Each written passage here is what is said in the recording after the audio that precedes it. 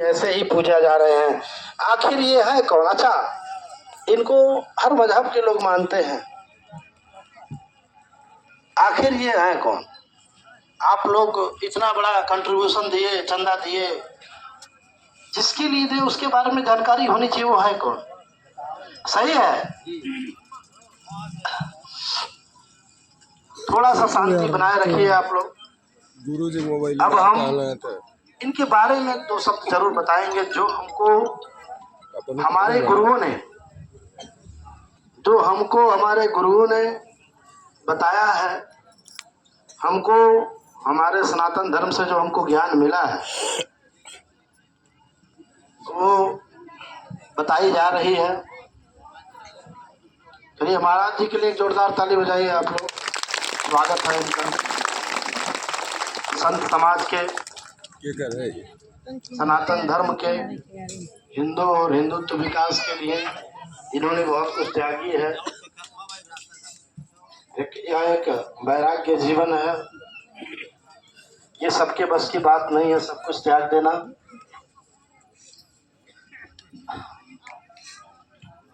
तो ऐसे महापुरुष के लिए, ऐसे विद्वान पुरुष के लिए मैं गंगाराम तांत्रिक कोटि कोटि नमन।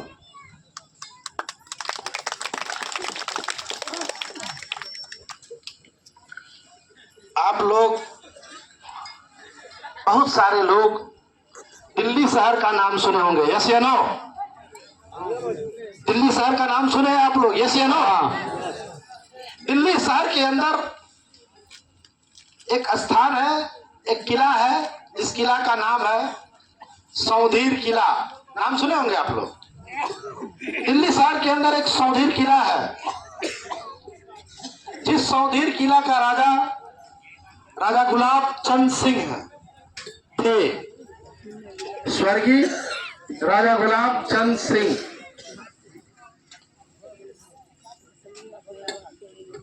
सत्रहवीं सदी की बात है। राजा गुलाब चंद सिंह, राजा गुलाब चंद सिंह नामक एक राजा थे, जिनका राजमहल आज भी दिल्ली शहर के अंदर, माता जी शांति बनाए रखिए, जिनका राजमहल आज भी दिल्ली के अंदर सौधीर किला के नाम से स्थापित है।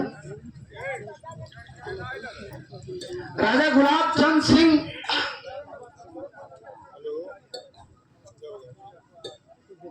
के परिवार के ये डी महाराज हैं।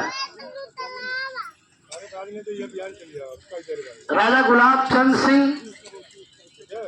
बहुत ही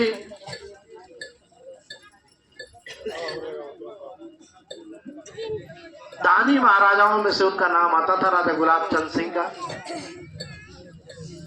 बहुत बड़े बड़े भोज, बहुत बड़े बड़े दान, बहुत बड़े बड़े हवन, बहुत बड़े बड़े यज्ञ सनातन धर्म का उन्होंने स्थापित किया।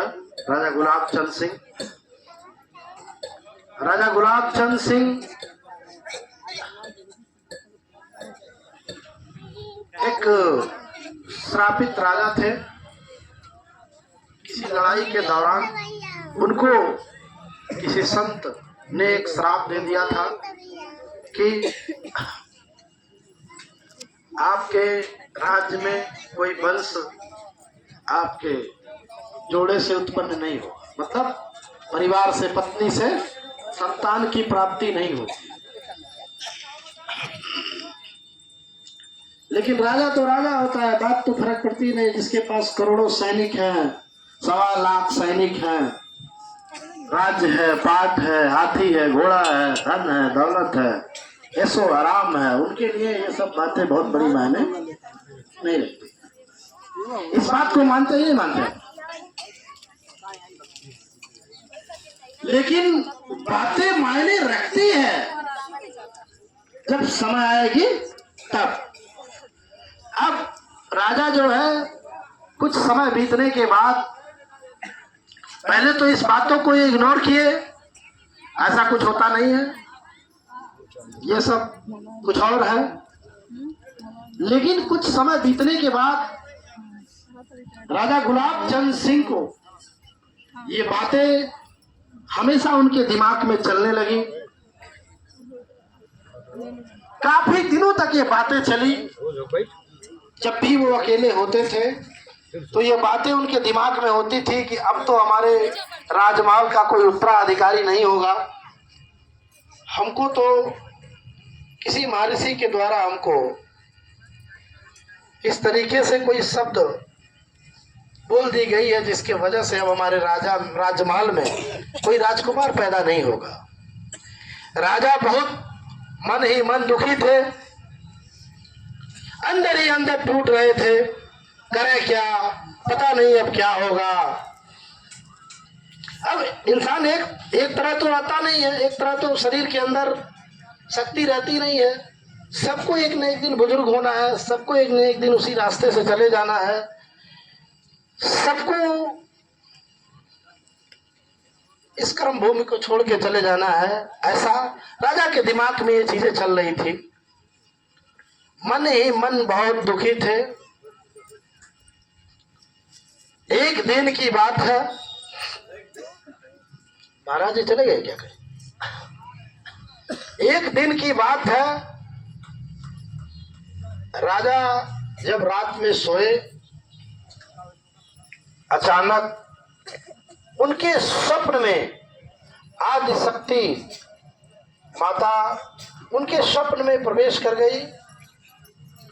बहुत क्षणिक शब्द में आदि शक्ति माता उनके स्वप्न में प्रवेश कर गई राजा के। बहुत क्षणिक शब्द में माता ने उनके दिमाग में, उनके कंठ में ये चीजें डाल दिया कि राजा, आपकी जो पत्नी है, जो राजकुमारी है, महारानी राजकुमारी जो है,